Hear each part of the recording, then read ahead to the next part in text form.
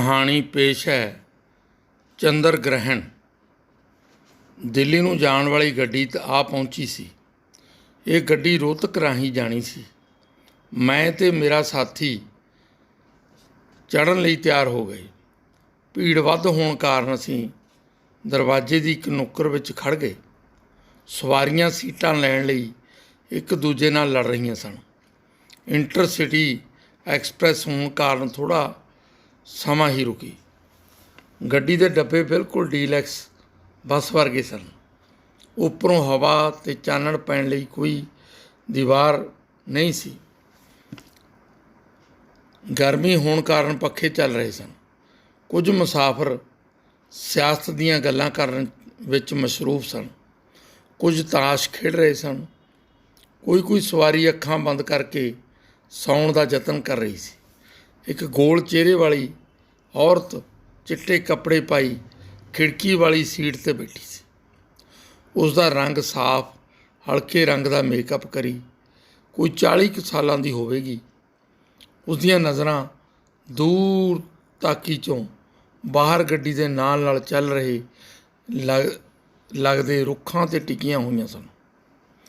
ਪਤਾ ਨਹੀਂ ਕਿਹੜੀਆਂ ਸੋਚਾਂ ਵਿੱਚ ਡੁੱਬੀ ਉਹ ਕੁਦਰਤ ਦੇ ਰੰਗਾਂ ਨੂੰ ਤੱਕ ਕੇ ਆਪਣੀ ਬਦਰੰਗ ਜ਼ਿੰਦਗੀ ਬਾਰੇ ਸੋਚਦੀ ਹੋਵੇਗੀ, ਜਾਂ ਫਿਰ ਕਿਸੇ ਵਹਿਸ਼ੀ ਦਰਿੰਦਗੀ ਦੀ ਸ਼ਿਕਾਰ ਹੋ ਕੇ ਆਪਣੇ ਧੁੰਦਲੇ ਭਵਿੱਖ ਵਿੱਚ ਗੁਆਚੀ ਮੌਤ ਦੇ ਉਸ ਨੰਗੇ ਨਾਚ ਵਿੱਚੋਂ ਉੱਠੇ ਟਾਇਰਾਂ ਦੇ ਧੂੰਏਂ 'ਚ ਧੁਆਂਖੀ ਜ਼ਿੰਦਗੀ ਬਾਰੇ ਸੋਚ ਰਹੀ ਹੋਵੇਗੀ।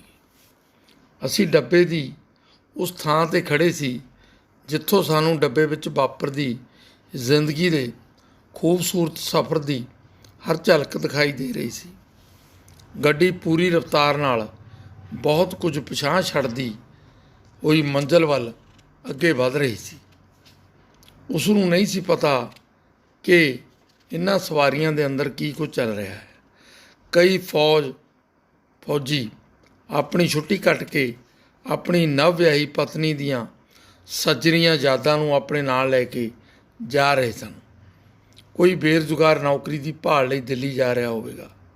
ਕੋਈ ਦੁਕਾਨਦਾਰ ਆਪਣੇ ਵਪਾਰ ਨੂੰ ਚਲਾਉਣ ਲਈ ਸਮਾਨ ਲੈਣ ਜਾ ਰਿਹਾ ਹੋਵੇਗਾ। ਕੋਈ ਕੁੜੀ ਆਪਣੇ ਪੇਕੇ ਜਾ ਰਹੀ ਹੋਵੇਗੀ ਅਤੇ ਕੋਈ ਪੇਕਿਆਂ ਤੋਂ ਰਹਿ ਕੇ ਆਪਣੇ ਬਚਪਨ ਦੇ ਦਿਨਾਂ ਦੀਆਂ ਯਾਦਾਂ ਤਾਜ਼ਾ ਕਰ ਵਾਪਸ ਸਹੁਰੇ ਜਾ ਰਹੀ ਹੋਵੇਗੀ। ਅਨੇਕਾਂ ਹੀ ਸਰੋਕਾਰਾਂ ਨਾਲ ਜੁੜੀ ਜ਼ਿੰਦਗੀ।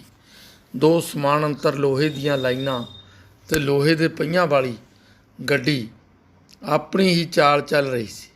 ਮੈਂ ਸੋਚ ਹੀ ਰਿਹਾ ਸੀ ਕਿ ਅਚਾਨਕ ਸਾਡਾ ਧਿਆਨ ਡੱਬੇ ਵਿੱਚ ਟਾਇਲਟਾਂ ਦੇ ਵਿਚਕਾਰ ਬਣੀ ਥਾਂ ਵਿੱਚ ਖੜ੍ਹੇ ਉਸ ਵਿਅਕਤੀ ਵੱਲ ਗਿਆ ਜੋ ਅਖਬਾਰ ਨੂੰ ਗੋਲ ਕਰਕੇ ਫੋਨ ਦੇ ਰਿਸੀਵਰ ਦੀ ਸ਼ਕਲ ਬਣਾ ਕੇ ਕੰਨ ਨੂੰ ਲਾਈ ਕੁਝ ਬੋਲ ਰਿਹਾ ਸੀ। ਮੈਂ ਸੋਚਿਆ ਕੋਈ ਵਿਅਕਤੀ ਮੋਬਾਈਲ 'ਤੇ ਗੱਲ ਕਰ ਰਿਹਾ ਹੋਵੇਗਾ। ਉਹ ਬੋਲ ਰਿਹਾ ਸੀ, ਹੈਲੋ, इलेक्शन होने वाला है, कब? कुछ ही दिनों में घोषित हो जाएगा। अच्छा, बहुत अच्छा। अब की बार किसकी मदद करनी है? आप चिंता मती करें, हम अभी से तैयारी कर दें। कुछ पुराने अखबार ਨੂੰ ਟੈਲੀਫੋਨ ਬਣਾ ਕੇ ਉਹ ਵਿਅਕਤੀ ਕਿਸੇ ਵੱਡੇ ਸਿਆਸਤਦਾਨ ਨਾਲ ਗੱਲ ਕਰਨ ਦਾ ਸਵਾਂਗ ਕਰ ਰਿਹਾ ਸੀ। ਕਰੜ ਵਰੜ ਦਾੜੀ, ਅੱਖਾਂ 'ਤੇ ਪੁਰਾਣੀਆਂ ਕਾਲੀਆਂ ਐਨਕਾਂ, ਮੈਲੇ ਜਿਹੇ ਕੱਪੜੇ, ਸਾਂਵਲਾ ਰੰਗ, ਸਿਰ 'ਤੇ ਉਲਝੇ ਹੋਏ ਵਾਲ ਜੋ ਕਾਫੀ ਵਧੇ ਹੋਏ ਸਨ। ਉਹ ਉੱਚੀ ਬੋਲ ਰਿਹਾ ਸੀ ਜਿਵੇਂ ਸੱਚਮੁੱਚ ਹੀ ਟੈਲੀਫੋਨ ਕਰ ਰਿਹਾ ਹੋਵੇ। ਸਾਰੇ ਮੁਸਾਫਰ ਉਸ ਦੀ ਆਵਾਜ਼ ਨੂੰ ਮਨੋ ਮਣੀ ਹੱਸਦੇ ਹੋਏ ਸੁਣ ਰਹੇ ਸੀ। ਥੋੜ੍ਹੇ ਸਮੇਂ ਪਿੱਛੋਂ ਉਸਨੇ ਅਖਬਾਰ ਦੀਆਂ ਤਹਿਾਂ ਖੋਲ੍ਹੀਆਂ ਅਤੇ ਉਸ ਵਿੱਚੋਂ ਖਬਰਾਂ ਪੜ੍ਹਨ ਲੱਗਿਆ। ਹਰ ਖਬਰ ਨੂੰ ਉਹ ਗੰਭੀਰਤਾ ਨਾਲ ਇਕਾਗਰ ਹੋ ਕੇ ਪੜ੍ਹ ਰਿਹਾ ਸੀ। ਆਪਣੇ ਨਾਲ ਖੜ੍ਹੇ ਇੱਕ ਸਾਥੀ ਨੂੰ ਇਸ਼ਾਰਿਆਂ ਨਾਲ ਕੁਝ ਸਮਝਾ ਰਿਹਾ ਸੀ। ਮੈਂ ਆਪਣੇ ਸਾਥੀ ਡਾਕਟਰ ਵਰਿੰਦਰ ਨੂੰ ਪੁੱਛਿਆ, ਡਾਕਟਰ ਸਾਹਿਬ, ਇਹ ਕਿਵੇਂ ਬੋਲ ਰਿਹਾ ਹੈ? ਕੀ ਤੁਹਾਨੂੰ ਪਾਗਲ ਲੱਗਦਾ? ਗੱਲਾਂ ਤਾਂ ਸਿਆਸਤ ਦੀਆਂ ਕਰਦਾ ਹੈ, ਜਿਵੇਂ ਕਿਸੇ ਪਾਰਟੀ ਦਾ ਬਹੁਤ ਵੱਡਾ ਵਰਕਰ ਹੁੰਦਾ ਹੈ। ਤੁਹਾਡਾ ਕੀ ਖਿਆਲ ਹੈ? ਮੈਂ ਗੱਲਬਾਤ ਦਾ ਸਿਲਸਿਲਾ ਅਤੇ ਅਸਲੀਅਤ ਜਾਣਨ ਲਈ ਸ਼ੁਰੂਆਤ ਕੀਤੀ। ਮੈਨੂੰ ਤਾਂ ਇਹ CID ਦਾ ਬੰਦਾ ਲੱਗਦਾ। ਉਹ ਇਸ ਤਰ੍ਹਾਂ ਦਾ ਭੇਸ ਧਾਰ ਕੇ ਗੱਡੀਆਂ ਵਿੱਚ ਸਫ਼ਰ ਕਰਦੇ ਰਹਿੰਦੇ ਨੇ।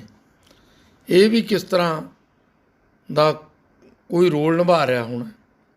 ਡਾਕਟਰ ਵਰਿੰਦਰ ਨੇ ਆਪਣੀ ਨਿੱਜੀ ਤਜਰਬੇ ਦੇ ਆਧਾਰ 'ਤੇ ਦੱਸਿਆ, ਪਰ ਮੈਨੂੰ ਉਹ ਸੱਚਮੁੱਚ ਪਾਗਲ ਲੱਗ ਰਿਹਾ ਸੀ। ਇੱਕ ਵਾਰ ਫਿਰ ਉਸਨੇ ਅਖਬਾਰ ਨੂੰ ਇਕੱਠਾ ਕੀਤਾ, ਉਸ ਨੂੰ ਗੋਲ ਕਰਕੇ ਫਿਰ ਕੰਨ ਨਾਲ ਲਾ ਕੇ ਉੱਚੀ ਉੱਚੀ ਗੱਲਾਂ ਕਰਨ ਲੱਗਿਆ। ਹੈਲੋ ਹੈਲੋ, पंजाब में भी इलेक्शन होने वाला था। सत्ता पार्टी का तख्ता पलट देना था। ये भी लेन देन की बात पक्की कर लियो, बाद में पछताना ना पड़े। थारे दिल्ली में बैठने का क्या फ़ायदा था। हेलो हेलो, फोन कट गया क्या। दरवाजे दे नेड़े खड़े होने कारण सानू उसकी हर हरकत साफ दिखाई दे रही सी। वो कदे कदे साडे वल भी देख लैंदा सी। उसकी भाषा विच हरियाणवी, पुआधी ते पंजाबी दा अरलेवा सी। वो वधिया पंजाबी बोलण जाणदा सी। अपनी गलबात विच वो सानू भी शामिल करना चाहुंदा सी। सरदार जी, तुहानूं पता है कि पंजाब विच जल्दी ही इलैक्शन होने वाला है। मैनूं हुणे फोन ते मैसेज मिलिया है। आप देख लेना, अब की बार सरकार बदल जाएगी। जे सरकार ने तो बेरोजगारी बहुत वधा रखी है। असी दोवें एक दूसरे वाल देख के हैरान सी कि की कहा जाए। असी चुप रहे। वो फिर तो अखबार पढ़न लग पिया। पढ़न वेले अपने एक हत्थ नाल अपनी वधी हुई दाढ़ी विच ਉਂਗਲਾਂ फेरिया सी, फिर वाल पुट सुੱਟਦਾ सी। इस करके उसकी ठोडी के थोड़े हिस्से के वाल झड़ गए सन। साडी उत्सुकता होर भी वध रही सी। असी उसदे नाल आए साथी नाल गल करन दा मन बना ही रहे सी कि पर वो फिर अखबार का फोन बना के गल करन लग्या। हेलो मंत्री जी, किसी भी कीमत पर इलेक्शन जीतना है। ठीक है, हम मैनेज कर लेंगे। क्या लोगों का दिल जीतना है के लिए दंगे फसाद जरूरी है। अच्छा, ऐसा ही होगा। लोग कितने भी दंगों के शिकार हो जाएं, कितनी लाशें क्यों ना बिछाएं, इलेक्शन जीतेंगे। आप हम पर छोड़ दें, बलात्कार की घटनाएं बढ़ जाएंगी। उसकी गल खत्म नहीं सी हो रही। अपने आप नाल गल्लां करी जा रहा सी अते टैलीफोन विच मगन सी। गड्डी विच सफ़र कर रहे लोग अपणियां गल्लां विच मस्त सन। कोई बाहर देख रहा सी ते कोई अपनी कबीलदारी दीयां गल्लां विच रुझा होया सी। सामने बैठी चिट्टे कपड़ियां वाली औरत दा ध्यान भी कदे कदे टैलीफोन करन वाले व्यक्ति वल जा रहा सी। उसका चेहरा गंभीर सी। दरवाजे कोल खड़े होण करके साडा ध्यान उस व्यक्ति ते ही केंद्रित सी। असी कदे कदे कोई गल साझी करदे। जिथे असी जाना सी सानू कोई काहली नहीं सी। गड्डी ते पहुंचण दा अंदाज़ा ला रहे सी। फिर असी दिल्ली विखे लग रहे पुस्तक मेले विच ही तो जाना सी। मैं उसदे नाल खड़े साथी नूं बुलाया। पहलां तो झिझकिया, फिर साडे कोल आके खड़ गया। डॉक्टर वरिंदर ने ही उस नाल गल शुरू की। इसनूं की होया, ये क्यों इस तरह बार बार फोन ते गल करदा है। कि तुसीं इसनूं अपने नाल लैके आए हो। असीं अपने सवालों के जवाब दी उड़ीक करन लगे।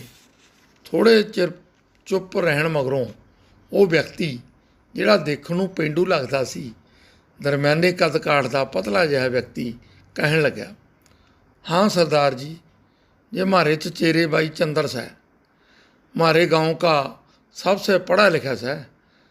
अब इसका दिमाग में थोड़ा असर है। हम इसे रोहतक हस्पताल में दिखाना है। डॉक्टर साहब, अपना अंदाजा तो गलत निकलिया। कोई ना कोई कारण तो जरूर हुंदा है जिहड़ा ये ऊल जलूल बोली जा रहा है। इस दियां बहुतियां गल्लां विच सियासत भरो है। मैं वरिंदर साहब अते उस व्यक्ति नाल गल साझी कीती। चंद्र दे नाल दा साथी विचों ही बोलिया, ना सरदार जी, जे कभी फिल्मों की बातें करे, कभी शादी ब्याह की बातें करे, हमारे समझ ना आवे जे शोरे को क्या हो गया से। पहले बहुत अच्छी बातें करे, वो तो बस एक बार। वो गल करता करता रुक गया। हाँ हाँ, की कह रहा सी? तेरा नाम क्या है? मेरा नाम शंकर सा है। नाम दस के वो फिर चुप हो गया। हाँ शंकर, तू दस रहा सी ना एक बार, ਮੈਨੂੰ ਲੱਗਦਾ ਜ਼ਰੂਰ ਕੋਈ ਹਾਦਸਾ ਵਾਪਰ ਗਿਆ ਹੋਣਾ ਹੈ। ਸ਼ੰਕਰ ਨੇ ਫਿਰ ਇੱਕ ਵਾਰ ਚੰਦਰ ਵੱਲ ਦੇਖਿਆ ਤੇ ਗੱਲ ਕਰਨ ਲੱਗਿਆ। सरदार जी, हमारे गांव के सरपंच ने चंद्र को बुलवाया। कहा, बेटा तू गांव का पढ़ा लिखा छोरा सा है। पास के बड़े गांव में मंत्री जी आए रहे। हमारी पार्टी कैसा है, हमारी भी जान पछाण सा है। तू अपनी लगाई को भी साथ ले चल, कोई काम धाम बन जावे, आगे थारी मर्जी सा। शंकर बोलदा बोलदा चुप कर गया। ਚੰਦਰ ਦਾ ਧਿਆਨ ਸਾਡੇ ਵੱਲ ਹੋ ਗਿਆ ਸੀ। ਸ਼ੰਕਰ ਦੀ ਗੱਲ ਸੁਣ ਕੇ ਅੰਦਾਜ਼ਾ ਲਾ ਰਹੇ ਸੀ ਕਿ ਚੰਦਰ ਨਾਲ ਕੀ ਵਾਪਰਿਆ ਹੋਵੇਗਾ। ਚੰਦਰ ਆਪਣੀਆਂ ਹਰਕਤਾਂ ਉਵੇਂ ਹੀ ਕਰ ਰਿਹਾ ਸੀ। ਉਹ ਕਦੇ ਪੰਜਾਬ ਦੀਆਂ ਚੋਣਾਂ ਬਾਰੇ, ਕਦੇ ਹਰਿਆਣੇ ਦੀਆਂ ਚੋਣਾਂ ਬਾਰੇ ਅਤੇ ਕਦੇ ਸਮੁੱਚੇ ਦੇਸ਼ ਦੀ ਰਾਜਨੀਤੀ ਬਾਰੇ ਬੋਲ ਰਿਹਾ ਸੀ। ਉਸ ਦੀਆਂ ਗੱਲਾਂ ਦੀ ਰਮਝ ਰਾਜਨੀਤੀ ਦੀਆਂ ਕੋਝੀਆਂ ਚਾਲਾਂ ਬਾਰੇ ਸੀ। ਸ਼ੰਕਰ ਇੱਕ ਵਾਰ ਚੰਦਰ ਕੋਲ ਗਿਆ। ਉਸਨੂੰ ਪਾਣੀ ਪੁੱਛਿਆ, ਪਰ ਉਸਨੇ ਕਿਹਾ, ਮੈਨੂੰ ਤਾਂ ਭੁੱਖ ਲੱਗੀ ਹੈ। ਉਸਨੇ ਆਪਣੇ ਥੈਲੇ ਵਿੱਚੋਂ ਰੋਟੀਆਂ ਕੱਢ ਕੇ ਚਾਰ ਰੱਖ ਦਿੱਤਾ। ਚੰਦਰ ਨੇ ਰੋਟੀਆਂ ਫੜ ਲਈਆਂ ਅਤੇ ਛੇਤੀ ਛੇਤੀ ਖਾਣ ਲੱਗਿਆ। ਉਸਨੇ ਸਾਰਾ ਚਾਰ ਪਹਿਲਾਂ ਹੀ ਖਾ ਲਿਆ, ਫਿਰ ਰੋਟੀਆਂ ਰੁੱਖੀਆਂ ਹੀ ਖਾਣ ਲੱਗਿਆ। ਸ਼ੰਕਰ ਨੇ ਪਾਣੀ ਦਾ ਗਲਾਸ ਦਿੱਤਾ। ਨਰਵਾਣੇ ਗੱਡੀ ਰੁਕੀ ਤਾਂ ਚਾਹ ਲਿਆ ਕੇ ਦੇ ਦਿੱਤੀ। ਅਸੀਂ ਵੀ ਚਾਹ ਪੀਤੀ। ਗੱਡੀ ਵਿੱਚੋਂ ਕਾਫੀ ਸਵਾਰੀਆਂ ਉਤਰ ਗਈਆਂ ਸਨ। ਅਸੀਂ ਇੱਕ ਸੀਟ 'ਤੇ ਬੈਠ ਗਏ ਸੀ। ਸ਼ੰਕਰ ਸਾਡੇ ਕੋਲ ਹੀ ਆ ਕੇ ਬੈਠ ਗਿਆ। ਚੰਦਰ ਉਸੇ ਤਰ੍ਹਾਂ ਖੜ੍ਹਾ ਅਖਬਾਰ ਦਾ ਟੈਲੀਫੋਨ ਬਣਾ ਕੇ ਗੱਲਾਂ ਕਰ ਰਿਹਾ ਸੀ। ਗੱਡੀ ਨੇ ਰਫ਼ਤਾਰ ਫੜ ਲਈ ਸੀ। ਸਵਾਰੀਆਂ ਸੀਟਾਂ 'ਤੇ ਬੈਠੀਆਂ ਗੱਲਾਂ ਵਿੱਚ ਮਸਤ ਸਨ। ਅਸੀਂ ਸ਼ੰਕਰ ਨੂੰ ਪੁੱਛਿਆ, ਫਿਰ ਕੀ ਹੋਇਆ? बस सरदार जी, ये दोनों सरपंच के साथ मंत्री जी के पास आरामगार पहुँचे। मंत्री जी चंद्र की बातों में कम उसकी लगाई को घूर रहे सा, और उसके साथ बैठे लोग भी, जैसा हमारे को पता सा, सबने मदरा पी रखी सा। बस सरदार जी आगे जो हुआ बता नहीं सकते। असी चुप कर गए। ਮੂੰਹੋਂ ਕੁਝ ਵੀ ਬੋਲਿਆ ਨਾ ਗਿਆ। ਚੰਦਰ ਦੱਸ ਰਿਹਾ ਸੀ ਕਿ ਪਿੰਡ 'ਚ ਵੜਦਿਆਂ ਸਾਰ ਹੀ ਚੰਦਰ ਦੀ ਪਤਨੀ ਨੇ ਖੂਹ ਵਿੱਚ ਛਾਲ ਮਾਰ ਦਿੱਤੀ ਸੀ। ਸ਼ੰਕਰ ਨੇ ਦੱਸਿਆ ਕਿ ਸਾਰਾ ਪਿੰਡ ਇਕੱਠਾ ਹੋ ਗਿਆ, ਪਰ ਸੱਚ ਬੋਲਣ ਤੋਂ ਸਭ ਡਰ ਰਹੇ ਸਨ। ਚੰਦਰ ਉਸ ਦਿਨ ਤਾਂ ਚੁੱਪ ਰਿਹਾ, ਪਰ ਭੋਗ ਤੋਂ ਬਾਅਦ ਇਹੋ ਜਿਹੀਆਂ ਹਰਕਤਾਂ ਕਰਨ ਲੱਗਿਆ ਸੀ। ਸ਼ੰਕਰ ਦੱਸ ਵੀ ਰਿਹਾ ਸੀ ਅਤੇ ਰੋ ਵੀ ਰਿਹਾ ਸੀ। ਅਸੀਂ ਵੀ ਉਸ ਦੇ ਦੁੱਖ ਵਿੱਚ ਸ਼ਾਮਲ ਹੋ ਰਹੇ ਸੀ। ਪਤਾ ਨਹੀਂ ਕਦੋਂ ਸਾਡੀਆਂ ਅੱਖਾਂ ਗਿੱਲੀਆਂ ਹੋ ਗਈਆਂ। ਚੰਦਰ ਨੂੰ ਪਹੁੰਚੇ ਸਦਮੇ, ਮਾਨਸਿਕ ਸਦਮੇ ਦੇ ਕਾਰਨ ਉਹ ਹੁਣ ਤੱਕ ਵੀ ਰੋਇਆ ਨਹੀਂ ਸੀ। ਚੰਦਰ ਦੇ ਬੁੱਢੇ ਮਾਂ-ਬਾਪ ਦੀ ਡੰਗੋਰੀ ਡਾਵਾਂਡੋਲ ਸੀ। ਪਤਾ ਨਹੀਂ ਕਿਵੇਂ ਉਹਨਾਂ ਨੇ ਆਪਣੀ ਮਿਹਨਤ ਮੁਸ਼ੱਕਤ ਕਰਕੇ ਪੜ੍ਹਾਇਆ ਹੋਵੇਗਾ। ਚੰਦਰ ਦੇ ਆਸਰੇ ਤਾਂ ਉਹ ਉੱਡੇ ਫਿਰਦੇ ਹੋਣਗੇ, ਪਰ ਚੰਦਰ ਨੇ ਜ਼ਿੰਦਗੀ ਜਿਉਣ ਦੇ ਜੋ ਖੂਬਸੂਰਤ ਸੁਪਨੇ ਸਿਰਜੇ ਸਨ, ਆਪਣੀ ਪੜ੍ਹੀ ਲਿਖੀ ਪਤਨੀ ਨਾਲ ਕੁਝ ਦਿਨਾਂ ਦੀ ਸਾਂਝ ਪਿੱਛੋਂ ਉਹ ਸਾਰੇ ਖੂਬਸੂਰਤ ਸੁਪਨੇ ਟੁੱਟ ਚੁੱਕੇ ਸਨ। ਜਿਹੜੇ ਮਨੋਰਥਾਂ ਨਾਲ ਜ਼ਿੰਦਗੀ ਨੂੰ ਤੋਰਿਆ ਸੀ, ਉਹ ਮਨੋਰਥ ਖਤਮ ਹੋ ਗਿਆ। ਸ਼ੰਕਰ ਨੂੰ ਯਕੀਨ ਸੀ ਕਿ ਚੰਦਰ ਨੂੰ ਰੋਹਤਕ ਦੇ ਮਾਨਸਿਕ ਰੋਗਾਂ ਦੇ ਡਾਕਟਰ ਠੀਕ ਕਰ ਦੇਣਗੇ। ਸ਼ੰਕਰ ਦਾ ਯਤਨ ਕਿੱਥੋਂ ਤੱਕ ਕਾਮਯਾਬ ਹੋਵੇਗਾ, ਇਹ ਤਾਂ ਵਕਤ ਹੀ ਦੱਸੇਗਾ। ਪਰ ਚੰਦਰ ਤਾਂ ਮਸਤ ਹੈ ਆਪਣੀ ਹੀ ਦੁਨੀਆ 'ਚ। ਇਸ ਦੁਨੀਆ ਦੇ ਕਰੂਰ ਵਿਵਹਾਰ ਤੋਂ ਬੇਖਬਰ ਉਸ ਨੂੰ ਲੋਕ ਦੇਖ ਕੇ ਹੱਸ ਰਹੇ ਸਨ। ਕੁਝ ਸੁਣ ਕੇ ਭੁੱਲ ਜਾਣਗੇ ਅਤੇ ਆਪਣੇ ਕੰਮਾਂ ਕਾਰਾਂ ਵਿੱਚ ਰੁੱਝ ਜਾਣਗੇ। ਪਰ ਚਿੱਟੇ ਕੱਪੜਿਆਂ ਵਾਲੀ ਔਰਤ ਚੰਦਰ ਬਾਰੇ ਦੱਸੀ ਦੁੱਖ ਭਰੀ ਕਹਾਣੀ ਸੁਣ ਆਪ ਮਾਰੇ ਹੀ ਬੋਲ ਉੱਠੀ।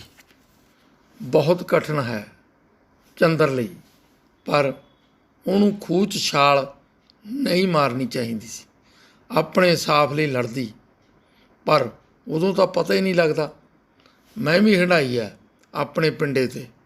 ਮੇਰੇ ਪਤੀ ਦੇ ਪੁੱਤਰ ਨੂੰ ਕਿਵੇਂ ਦਰਿੰਦਿਆਂ ਨੇ ਗਲਾਂ 'ਚ ਟਾਇਰਾਂ ਪਾ ਕੇ ਅਤੇ ਮੇਰੇ ਨਾਲ ਉਸ ਤੋਂ ਰੋਂਦੀ ਰੋਂਦੀ ਤੋਂ ਅੱਗੇ ਗੱਲ ਨਾ ਹੋਈ। ਉਹ ਚੁੰਨੀ ਦੇ ਲੜ ਨਾਲ ਅੱਖਾਂ ਸਾਫ਼ ਕਰਨ ਲੱਗੀ। ਸਾਡੇ ਦੋਵਾਂ ਕੋਲ ਉਸ ਨੂੰ ਢਾਰਸ ਦੇਣ ਲਈ ਕੋਈ ਸ਼ਬਦ ਨਹੀਂ ਸਨ, ਕੋਈ ਸ਼ਬਦ ਨਹੀਂ ਸਨ। ਇਹ ਸੀ ਕਹਾਣੀ ਚੰਦਰ ਗ੍ਰਹਿਣ। ਉਮੀਦ ਹੈ ਤੁਹਾਨੂੰ ਪਹਿਲਾਂ ਦੀਆਂ ਕਹਾਣੀਆਂ ਵਾਂਗ ਮੇਰੀ ਇਹ ਕਹਾਣੀ ਵੀ ਚੰਗੀ ਲੱਗੇਗੀ। ਧੰਨਵਾਦ, ਬਹੁਤ ਬਹੁਤ ਸ਼ੁਕਰੀਆ।